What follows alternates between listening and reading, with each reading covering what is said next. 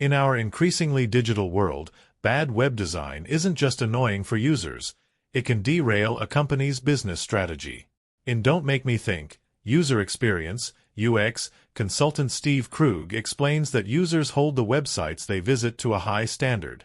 If your company's site fails to meet their needs, they'll abandon it for one of your competitors' sites and may even hold a lasting grudge against your brand.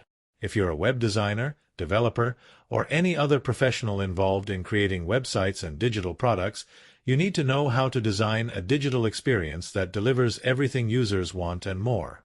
Krug breaks down how to do this, arguing that above all else, users want the websites they visit to be intuitive. They want to be able to navigate quickly, without thinking hard. Designing your site with this goal in mind leads to sleek, efficient user interfaces that keep visitors happy and engaged. Krug is a veteran UX specialist who has been advocating intuitive web design since the 1990s. His consulting firm has worked with organizations such as Apple, NPR, and the International Monetary Fund. Since Krug published Don't Make Me Think in 2000, it's been a popular textbook in UX and web design classes at high school, college, and graduate school levels. Krug has worked to keep this book relevant as the digital landscape continues to change, having revised the book in 2003 and 2013. Short-form note: Krug's principles of intuitive design apply equally well to websites, mobile apps, and practically any other kind of digital experience. For simplicity's sake, we'll use the word website throughout this guide as a catch-all for these various experiences. We'll begin this guide with an overview of the basic goal of user UX design. Then, we'll discuss how to structure a website that users can navigate intuitively and how to design individual pages on a site. Next, we'll cover a couple of tips for designing for mobile devices. Finally, we'll explain how to improve your website design through hands-on UX testing. In our commentary, we'll expand and update Krug's advice with tips from other UX design experts. We'll also consult business books like .com Secrets and Building a Story Brand to explain how to create a profitable website. The basic goal of UX design. Before we discuss how to design an effective website, let's clarify what effective websites look like by exploring the two things users want most from the websites they visit. First, Krug contends that users want to find what they're looking for as quickly as possible. They don't read web pages thoroughly. Rather, they skim every page for words or phrases that seem relevant to their interests. Then, they click on the first relevant option they see instead of weighing all available choices to find the one that's the most valuable to them. Second, Krug asserts that users want to find what they're looking for as effortlessly as possible. When users have to think hard about where to click, they're aware that your site is making them spend unnecessary mental effort. Every second they spend struggling to understand your site makes them more likely to give up and leave or even resent your brand. Because users value efficiency and effortlessness so highly, designers need to make their web pages clear, simple, and scannable. This way, users can instantly identify the right places to click with minimal mental effort. Additionally, if users trying to optimize their efficiency click the first relevant option they see, designers should make sure the site doesn't punish them for it. For example, a user trying to return a faulty laptop they purchased from an electronics retailer is likely to quickly scan the company's homepage for a link that says Customer Support, rather than searching through the entire homepage for a link that's more relevant to their specific situation. Thus, the customer support page should link to the page for returns, even if the user should have clicked another link on the homepage that says Returns and Exchanges. How well-designed websites may make users happier. In The Paradox of Choice, Barry Schwartz discusses an aspect of psychology that may explain why users are happy with websites they can navigate quickly. Whenever you make a choice, you can either maximize or satisfy. When you maximize, you strive to make the best possible choice, meticulously considering all options before deciding. When you satisfy, you accept the first option that meets your standards of good enough, without intense deliberation. Broadly speaking, maximizing makes you less happy. When you're trying to select a perfect option, you're more likely to feel regret if you find out you made a suboptimal choice. Poorly designed websites may make users less happy by encouraging them to maximize. According to Schwartz, people are more likely to maximize when faced with a multitude of choices.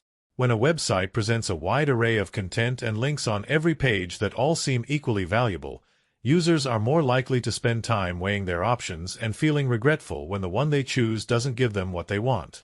In contrast, when websites present minimal content on each page, organized so that users can find what they need with a quick scan, it allows them to satisfice. This is likely a much more satisfying experience. The paradox of choice arguably also makes the case that in the modern age, it's especially important that websites let users accomplish their tasks effortlessly. This is because mental energy is more scarce than ever before. Schwartz contends that people in modern market democracies must make an overwhelming number of choices in their day-to-day lives. They must decide what goods and services to buy from an enormous selection, what educational programs and careers to pursue, what relationships they want to nurture, and much more. Each of these choices depletes our mental resources and makes it harder to wisely make more important decisions. The structure of an intuitive website. Now that we've established the basic goal of UX design, let's explain how to structure your website to accomplish this. We'll cover how to design an effective homepage. Then we'll discuss how to keep users oriented as they navigate your site. How to design an effective home page. The most important page on your website to design well is your home page, writes Krug. Typically, the home page is the first thing new users see. If it fails to quickly and clearly convey what the site is about and why a user should stick around, users will get confused and leave. Krug argues that the biggest mistake designers make when creating a homepage is failing to convey the site's core purpose clearly and concisely. To avoid this mistake, Krug recommends utilizing 3 key elements. A slogan, a catchy phrase next to your site's logo that sums up what your site or organization does. Users will typically see this first, so a good slogan is the best way to communicate your site's purpose quickly and effortlessly. A brief site description. 1 or 2 sentences that communicate your site's core purpose in more detail, in case users want further clarification after reading your slogan. A comprehensive explanation. A video or extended section of text that gives users everything they need to know about your website if they want to understand more. For example, if your website is a marketplace where users can buy and sell rare plants, you could use the slogan, "Cultivate the Uncommon," and write a site description that says, "The best place to share and discover rare plants." Finally, you could insert a comprehensive explanation video that explains your site's mission, what kinds of plants users can find on your site, and the perks of being a paid member. Designing a home page for your business. While Krug's advice is ideal if you want to optimize your website for effortless usability, it's arguably not enough if you want your home page to maximize revenue for your business. In .com Secrets, Russell Brunson explains that to optimize your website for business conversions, every page needs to do 3 things. Catch your audience's attention. Illustrate your product's value. Tell customers what to do next, for instance, sign up for an email list or buy a product. Krug's suggested elements accomplish some of these tasks.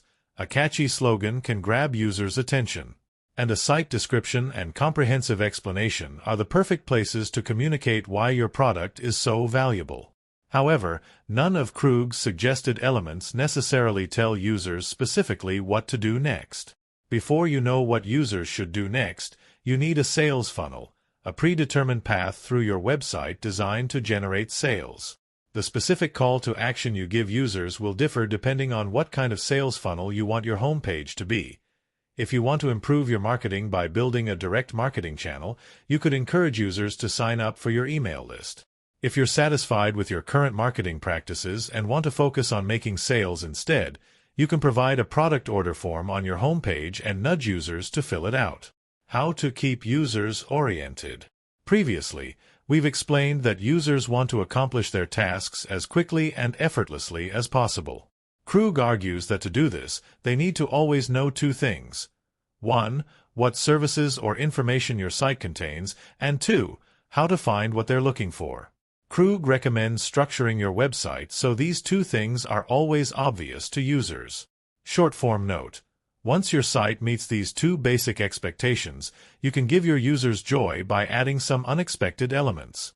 For example, one UX designer describes reading a page explaining how to build a raised garden bed. They expected to simply read an article, and they were pleasantly surprised by a calculator at the bottom of the page that told them exactly what supplies they needed to build a bed of a particular size. Moments of unexpected value like this leave a lasting positive impression on users. Tip number 1. Use a global navigation interface. One way you can keep your users oriented is with a global navigation interface. Design elements that appear across every page on your website. These include links to your site's major sections, a logo that reminds the user what site they're on, a home button, and any other essential tools for using the site, like search, help, or login. When users scan these elements, they'll see the main content your site has to offer, and they'll know that they can get to the content they want by clicking these global elements. Since this interface looks the same on every page, users become familiar with it and can use it no matter what page they're on. Short-form note: some designers choose to hide their site's global navigation interface instead of having it constantly visible on every page. For instance, they may include a subtle button on the side of every page that opens a menu with these major navigational elements. This saves space and allows users to digest the page's content with fewer distractions. However, according to some usability tests, hidden navigation menus consistently lead to a worse user experience. Users struggle to find desired content, perceive tasks as more difficult, and require more time to complete their objectives when global navigation is hidden. Tip number 2. Use levels to structure your site. Krug recommends structuring your site as a multi-level hierarchy. The major sections linked in your global navigation interface will contain more specific subsections that clearly organize the content your users are looking for. Detailed navigation like this shows users what content is on your site and provides a route to get there. For example, on a news website, the global navigation could have links to major article categories like world news, business, sports, and entertainment.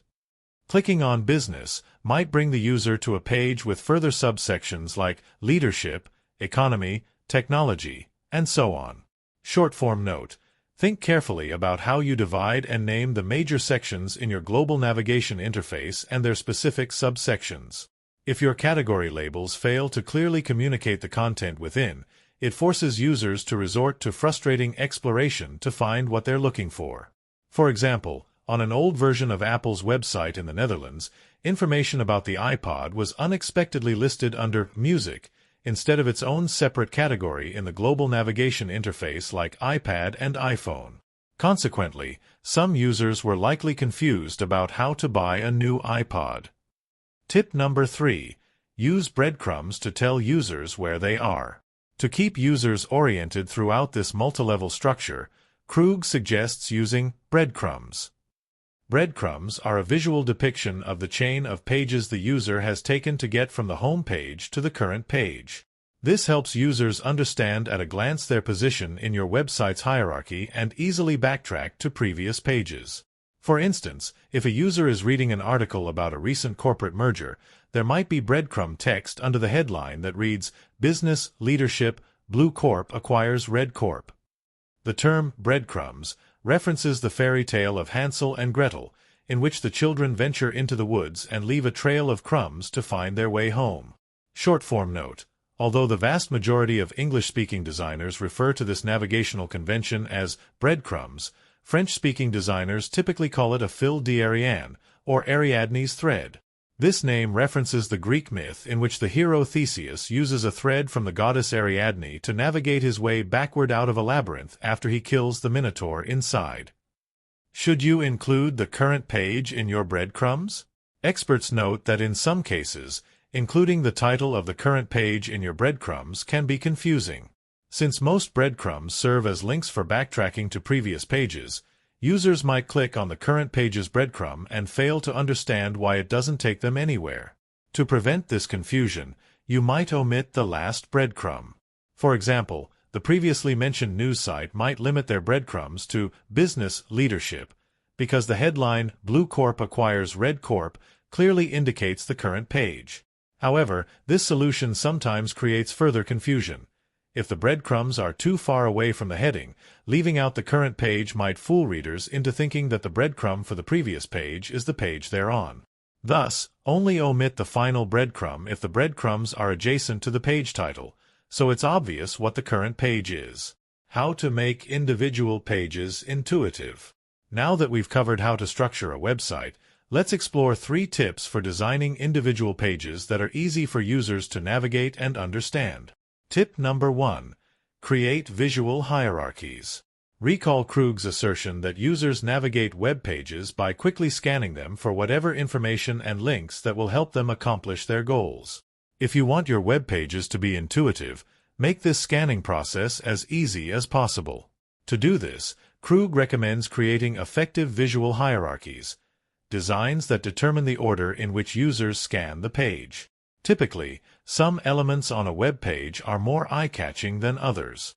Ideally, visual hierarchies draw the user's eye to the most important elements on the page, or the elements that the user is most likely looking for. The most important content on the page is the most visually dominant, the next most important content is slightly less visually dominant, and so on. To attract attention, use visual cues like large size, striking colors, and cushions of negative space. Additionally, in an ideal visual hierarchy, the composition of the page reflects the logical relationships between various elements. For example, on an online marketplace, all the information related to a given product might be tightly grouped directly under an image of the product. This helps users understand the page more quickly, which makes it easier to scan. Krug notes that text headings should be major focal points in your visual hierarchy. If you use large headings at the beginning of every section of your site, readers can quickly skim them to find out which sections they need to read and which they can ignore. Using headings frequently also helps you split up massive text blocks into more easily digestible chunks. Generally, readers prefer reading shorter paragraphs. Short-form note: if you're trying to convince users to read specific sections, for instance, if you're selling something and want to pitch your product, it's vital to make your headings as compelling as possible. For instance, write headings that tell users specifically how you can improve their life. Keeping the sections under your headings short, as Krug recommends, can also help persuade users to read them, given readers' preference for short blocks of text. More tools for designing visual hierarchies. Size, color, and negative space aren't the only tools you can use to design a visual hierarchy. One useful tool is the F pattern and Z pattern. Eye tracking studies have found that users typically scan a new page in one of 2 patterns. Their eyes trace an F across the page or a Z. By placing your most important elements along the F or Z pattern, you reinforce this natural flow of attention and help users instantly find what they're looking for as they scan. Another way you can draw attention to important elements is by placing them out of alignment with the rest of the page. Elements that stick out tend to draw the eye. Additionally, detailed textures, like a font that's beveled or colored like wood grain, are more eye-catching than flat ones. You can also use tools like these to further reinforce the logical relationships between elements, making your pages easier to understand. For example, if you're designing an online fast food menu, you could indent your vegetarian options to indicate that they're different from the other options. Tip number 2. Give users what they expect. Krug asserts that you can make your web pages more intuitive by modeling them after standard website layouts. By placing your search bar, page titles, and other design elements in places where users expect to see them, you can increase the likelihood that users will instantly understand how to use your website. Krug recommends prioritizing this kind of clear standardization over aesthetic or creative considerations. You may be tempted to show off your clever ideas by designing innovative, unusual web pages. However, if these idiosyncrasies make your website more difficult to instantly grasp, they can drive users away. Short-form note: you may be able to create designs that break from convention yet feel intuitive using biomimicry. Biomimicry is the practice of taking inspiration from nature to solve design challenges. For instance, the inventor of Velcro modeled his design after sticky burdock seeds. In web design, You could use this strategy to create designs that users have rarely seen on websites but have been proven to be intuitive in the real world. For example, you could model your website's navigation after the behavior of ant colonies by writing a code that automatically makes users' most common paths through your site more visually prominent, like ants laying down pheromones to mark a path for other ants to follow. Sometimes, however, your website will be unique enough that users won't instantly know how to navigate it. In these cases, Krug recommends adding design elements to nudge users in the right direction. Make these nudges as short and unobtrusive as possible, and ensure that users see them at the exact moment they need them. For example, on an online marketplace with an unconventional layout, there could be a short tutorial that pops up the first time a user visits the site that forces them to click through its main product categories. Short-form note: it can be challenging to design nudges that are useful for all your users. If they're too unobtrusive, new users might not be able to find them. But if they're too prominent, they can distract and annoy experienced users who don't need them. With this in mind, design your nudges to be clearly visible on screen, but subtle. For instance, use a slightly faded question mark symbol in the corner of the screen to trigger a brief tutorial. This way, confused novices can notice them and experts can ignore them as they blend into the background. Tip number 3. Keep it simple. Krug also recommends keeping your web design simple. On every page, include as little text and as few design elements as possible. Krug argues that most web pages use too many words that users are unlikely to read, making each page seem more daunting and cluttered than necessary. Eliminating unnecessary words not only makes it easier for the user to skim everything on the page, but it also ensures that the remaining information is all useful to the user. Short-form note: in building a story brand, Donald Miller argues that the most common mistake that businesses make with their websites is including too much informational clutter. To avoid overwhelming users with too many words, he recommends replacing text with images. Pictures of happy people using your product are the most effective. Additionally, write in sound bites rather than full sentences. For example, instead of writing, "Our spa offers a premium luxury experience including a wide variety of treatments," write, "Experience luxury." One type of unnecessary text that Krug advocates cutting is friendly fluff. Many websites waste time welcoming users to the website or describing all the valuable content they're about to discover. This kind of text is useless to the reader and is more often annoying than comforting. Short-form note: how do you make your website seem friendly without annoying users with friendly fluff? Mirror the way people naturally speak. Use simple, casual language. Additionally, use a lot of personal pronouns like you and we. For example, the home page of an online study guide for students might say, "We're the study buddy you've been waiting for." More broadly, Krug suggests reducing the visual busyness of your web pages as much as possible. Ideally, the only elements the user should see are those that are directly and immediately useful to them. Anything else on the page, such as auto-playing videos or animated advertisements, will only make it harder for users to focus on what's important. Short-form note: although it seems like common sense that less visually busy websites are easier to use, it took time for designers to embrace the power of visual minimalism. In the early 2000s, the Nielsen-Norman Group, a UX research and consulting firm, found that users overwhelmingly criticized popular online interfaces as busy. It took many years for visual minimalism to become the norm. Two major minimalist UX redesigns that contributed to this shift were Microsoft's launch of Windows 8 in 2011 and Apple's iOS 7 update to their mobile devices in 2013. How to design UX for mobile. Next, let's explain how to design UX for mobile devices. While the basic principles of UX design remain the same, the mobile format presents some unique problems. Here are a couple of the major differences between designing for mobile and desktop. Difference number 1. Much smaller screen. Krug contends that one of the primary challenges of designing for mobile is the limited screen size. Designers must find a way to keep their website fully functional when far fewer elements can fit on the screen at any given time. To do this, identify your website's core functions that users need frequently, and make them quickly accessible from your mobile homepage. Other helpful functions may need to be pushed further away from your homepage than they normally are. With a mobile-sized screen, this is unavoidable. This isn't an issue, as long as the path to these functions is clear. Contrary to popular belief, Krug contends that users don't mind spending a little time tapping or clicking through multiple pages, as long as each new page makes it clear that they're getting closer to their goal.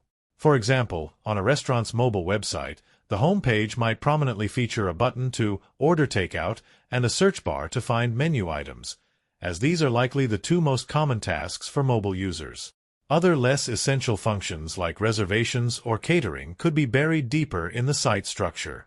However, a user making a reservation won't be frustrated if they have to click See More, then Dine In, and Make a Reservation, since each link is getting increasingly specific to their situation. Short-form note: the number of pages users are willing to navigate through in search of their goal depends on a wide variety of factors. For instance, if users are more familiar with your brand or the topic of your website, they'll click through more pages because they're more confident that they'll quickly find what they're looking for.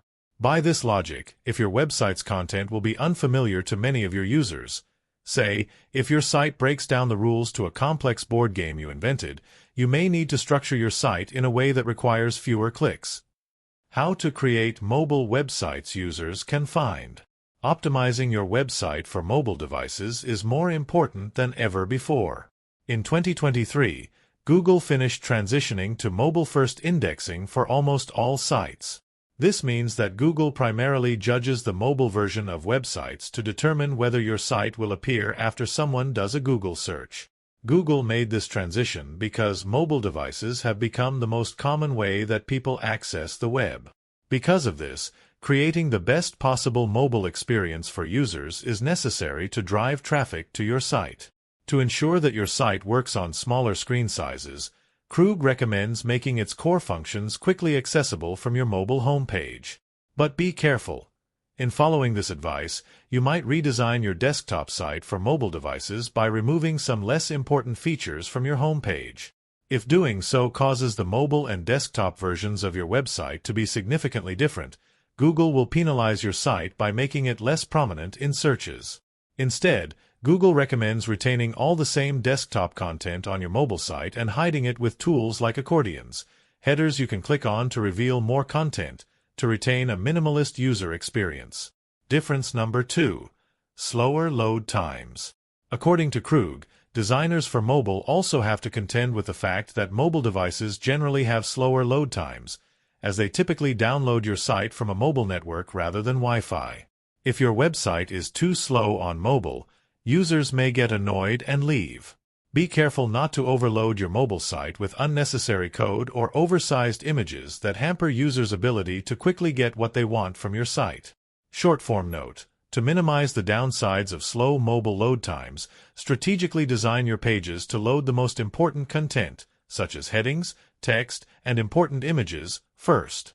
This way, users can digest content on your new page while waiting for large interactive or decorative elements to load, creating a more seamless navigation experience. How to improve your website's UX. Krug believes that if you want to deliver the best possible user experience, it's crucial to continually test and optimize your website design. Let's explain what these UX tests should look like, how to run them, and how to work them into your schedule. What's a UX test? In a UX test, you observe individual users attempting to accomplish typical tasks with your website to identify potential points of confusion or frustration. According to Krug, UX testing is an invaluable way to improve your website. Testing helps you identify specific design elements that do or don't work. How to run a UX test. Krug explains that you need very little to conduct a UX test, just a quiet room with a computer and internet access. One person facilitates the test by prodding the participant to explain their thought process as they accomplish a set of tasks while navigating your site. Getting inside your user's head like this will help you diagnose issues with your website that may not be obvious to you or other team members who are too close to the problem. The testing process itself is simple.